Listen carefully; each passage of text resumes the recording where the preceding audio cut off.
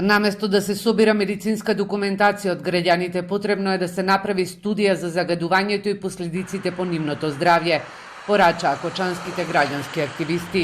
Ова доаѓа откако основното јавно обвинителство побара од граѓаните кои пред 2 години поднесоа кривична пријава против фабриката за рециклирање на хартија Papermill да достават медицинска документација за нарушеното здравје. Тие 2 години имаа можност, доколку сериозно сакаа да ја завршат работата, можеа да си побараат меѓународна експертиза од релевантни институции, па да се направи неколку месечно испитување, за да може да се добијат навистина едни релевантни докази, а не само така паушално, сега ние да кажеме тој заболел од карцином или мозочен удар и така други несакани последици. Целиот тој процес ќе биде несоодветен и нема да биде релевантен.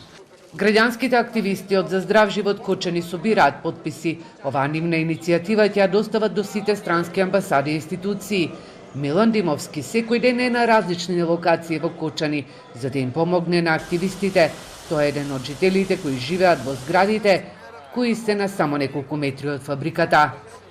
Има еден блок од 6-7 згради, една цела населба, еден блок од индустријски кој го зафаќа најголемиот дел од загадувањето. Тоа што е загадено кога има ветер, тоа се разнесува, загадувањето оди и во целиот град. Буквално имаме една тешка мирис која е стварно неподнослива.